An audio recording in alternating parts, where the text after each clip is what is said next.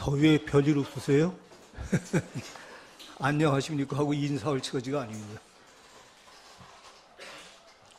고진감래라고 하는 말이 있습니다. 이 말을 요새 고생을 진하게 하면은 감기 몸살이 온다 하고 얘기하는 사람도 있습니다만, 본 뜻이야 물론 어려운 일이 지나면 즐거움이 온다는 뜻입니다만, 이 말을 들을 때면 저는 지금 읽은 협력하여 선을 이루게 된다는 성경 말씀이 연상됩니다. 그런데 세상에는 고통 속에서 헤어나지 못하다가 떠나가시는 분들도 많습니다. 이런 분들에게 협력하여 선을 이루게 될 것이라고 위로하는 것이 과연 인간적으로 얼마나 위안이 될까 생각해 보면 좀 암담한 느낌이 들 때도 있습니다. 하나님을 믿는 사람은 하나님의 사랑과 오르심과 선에 대한 확신을 갖고 희망 속에서 살아야 한다고 권고합니다. 그러나 지독한 고통 속에서도 절망하지 않고 자살하려는 시도도 하지 않고 꾸준히 무언가를 찾아가는 사람을 보면은 바로 거기에 주님이 같이 하고 있는 것이 아닌가 생각하게 됩니다. 바로 그러한 사람의 얘기를 오늘 하려고 합니다. 권정생 선생입니다. 이분에 대한 것은 사실 제가 몇 년 전에도 잠깐 언급한 적은 있고, 또 지난 한 달 전쯤 세길문화원에서 그 문화원 특별 강좌로 권정생 선생 얘기를 한 적이 있습니다.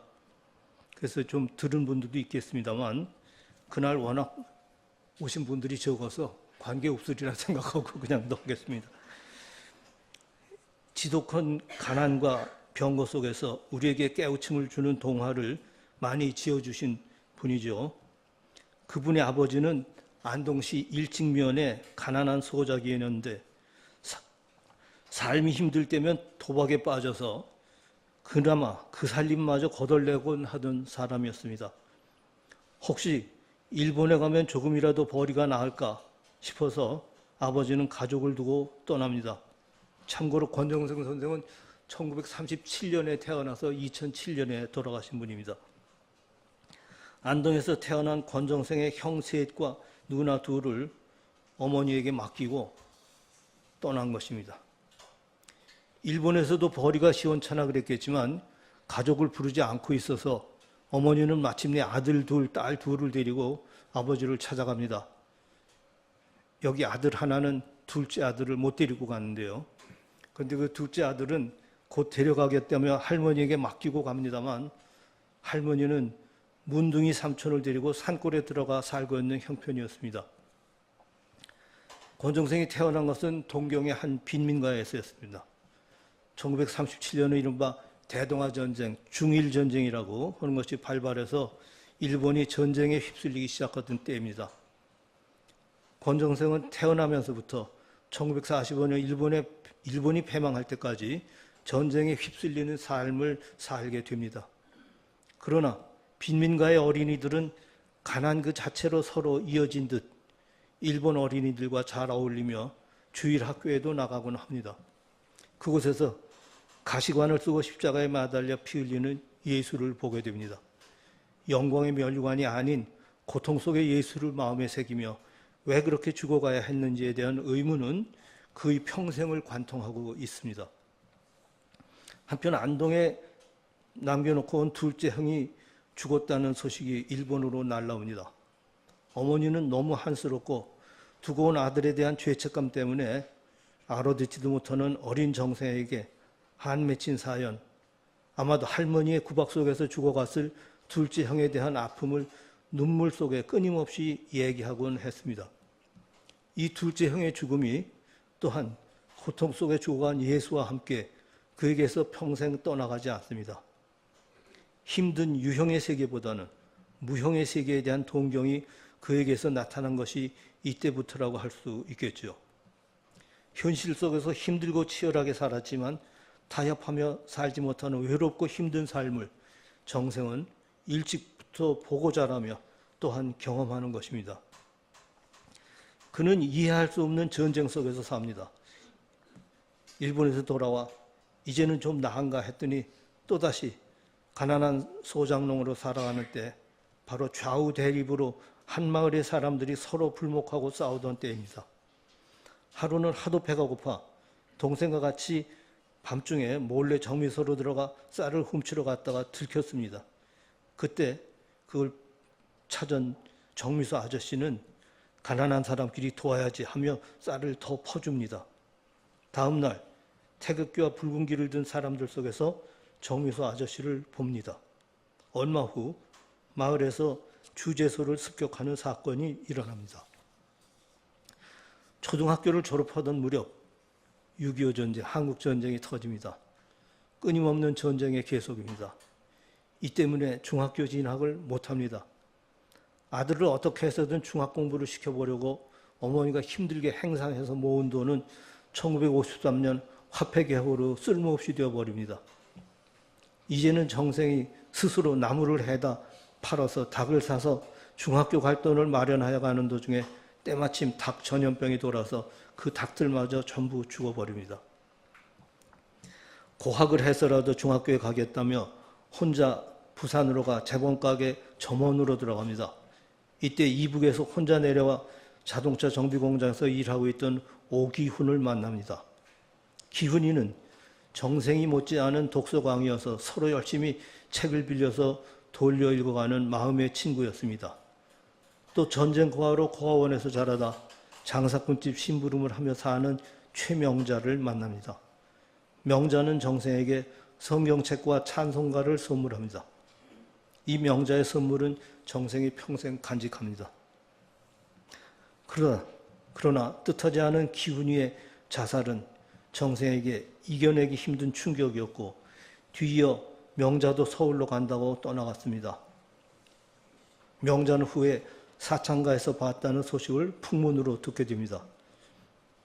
이것은 한국전쟁 끝난 후에 많은 소설의 주제가 되기도 했습니다만 그래도 자신의 고통을 예수와 함께 이겨내겠다는 정생이지만 그 충격이 그만 폐결핵으로 번집니다. 병든 몸으로 집에 돌아옵니다만 이미 결핵이 심하게 번져가는 상태였습니다. 많은 사람들이 결핵기로 죽어가던 때입니다. 어머니는 어떻게든 살리겠다는 일념으로 개구리, 뱀 등을 찾아 산으로 둘러다니며 잡아다 정생에게 먹입니다. 요새로 치면 보신을 시켜준 거죠.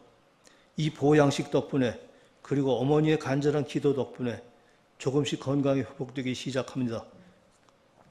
그러나 어머니가 과로로 병을 얻어 돌아가시며 정생의 병세는 어머니를 잃은 상실감과 겹쳐서 악화되어 갔습니다. 그때 첫째 형과 셋째 형은 일본에 그대로 남았었는데 정생의 집에는 아버지와 동생 이렇게 남자 셋만 남게 되었습니다. 아버지는 건강한 동생이라도 결혼시켜서 손주라도 보고 싶은 마음에서 정생이 집에 큰 부담이라고 생각해서 어느 날 정생에게 집을 떠나 있으라고 합니다. 집에서 받던 몇 푼 안 되는 돈이 떨어지고 나서는 거지 생활을 하게 됩니다. 석 달 동안이었지만 많은 사람을 만났고 갖가지 경험도 합니다. 그는 이 석 달의 거지 생활 동안 예수의 40일 금식을 그려보며 지냅니다. 거지 생활 중 만난 착한 사람들, 그 중에는 가난한 사람, 잘 사는 사람도 있었지만 이러한 사람들을 통해 예수가 다시 살아났음을 믿게 됩니다. 거지의 세상 시선으로 세상을 거꾸로 보게 된 것입니다. 그러나 몸은 더욱 망가져서 집으로 돌아옵니다. 이때 결핵이 온몸에 번져 콩팥과 방광을 제거하는 큰 수술을 받습니다. 이후 정생은 평생 소변통을 몸에 차고 다니게 됩니다. 수술 비용은 소식을 들은 셋째 형이 일본에서 보낸 것으로 충당합니다만 그 형이 일본에서 조총련 활동을 하고 있었기 때문에 정생 또한 요주의 인물로 찍혀서 주위 사람들 중에는 경계를 하며 거리를 두는 사람이 생겨났습니다. 1968년 아버지가 돌아가신 후 소작인에게 쓰게 했던 농막에 더 소작인 자격을 유지할 수 없어서 안동에 있는 일직교회 문간방에 들어가 교회 종지기가 됩니다. 교회 종지기 하면은 노틀담 고추가 생각나서 상당히 로맨틱하게 생각합니다만 이건 아주 극한적인 일입니다만 여기에서 거지 나사로를 생각하며 가난한 삶, 욕심 없는 삶에 만족하며 살아갑니다. 새벽 하늘에 퍼지는 교회 종소리와 정생의 얘기를 듣는 순수하고 어린 아이들을 벗삼아 사는 삶이죠.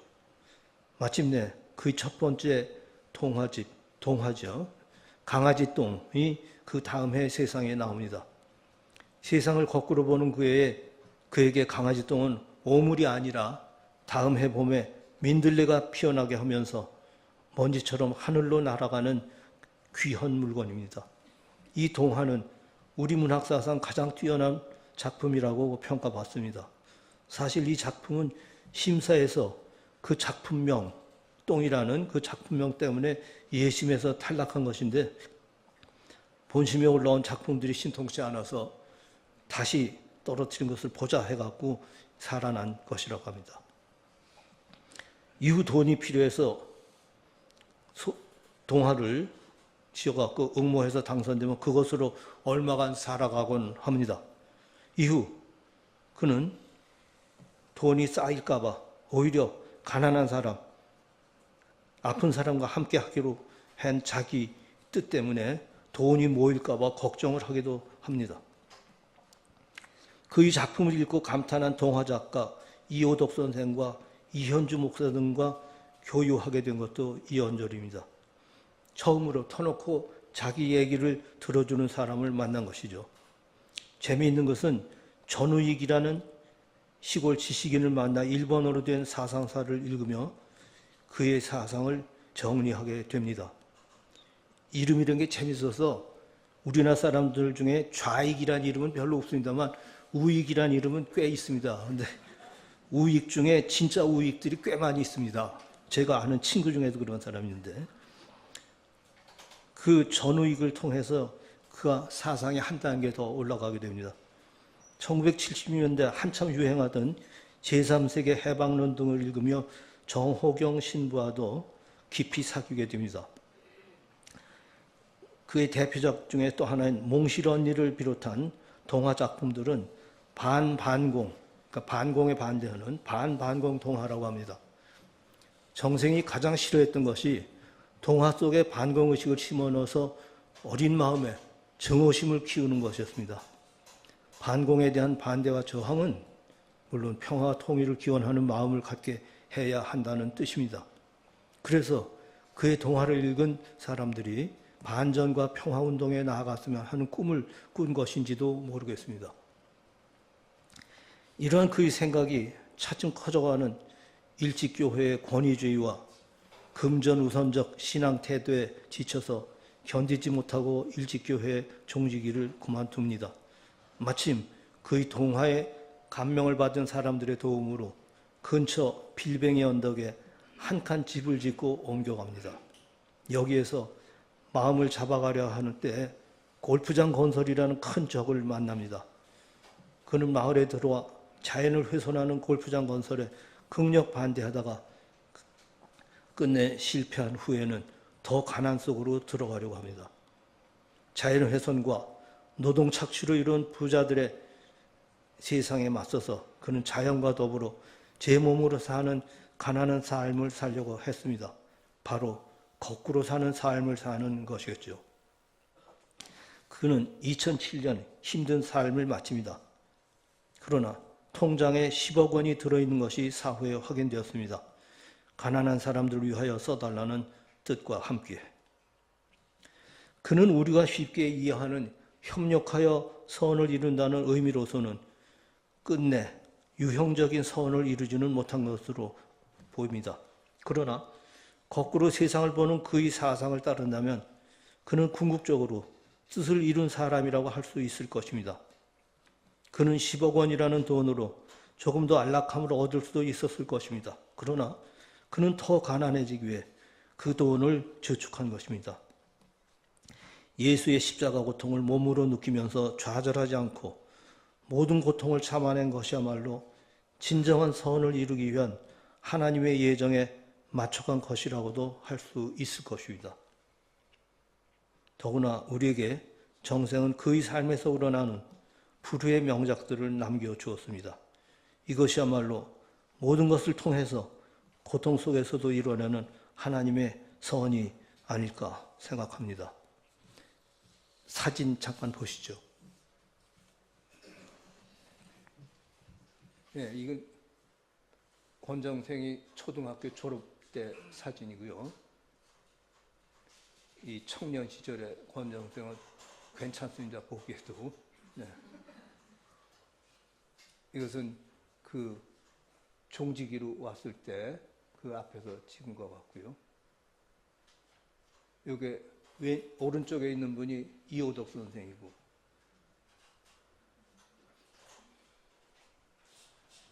여기 이제 요양원에서 같이 찍은 사진이라고 합니다. 이게 그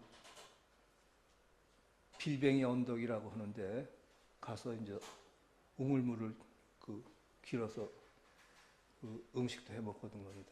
이게 바로 그 빌뱅이 언덕이라고 하는데 혼자 사는 집을 마련한 겁니다. 거기서 빨래도 하면서 이렇게 잘 지내고 있습니다. 이 뺑덕이는 이 개 이름입니다. 호주가 개입니다, 이 집에. 이게 이제 대표적인 권정생의 사진입니다. 기도하겠습니다. 사랑의 하나님, 우리가 구하는 선이 무엇인가, 어디에 있는가에 대하여 생각해 보는 시간을 주신 것에 감사드립니다. 하나님의 선과 오르심은 우리가 사는 동안 확인할 수는 없을지 모릅니다만 존재한다는 것 자체를 믿고 사는 것이 저희들의 길이 아닐까요? 부디 이 세상의 고통 중에 살더라도 하나님의 뜻이 이루어지는 데 보람을 찾을 수 있도록 이끌어 주시옵소서.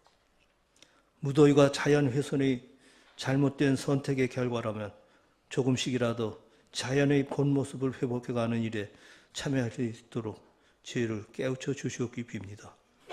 고통 속에 돌아가신 예수님 이름으로 기도드립니다. 아멘.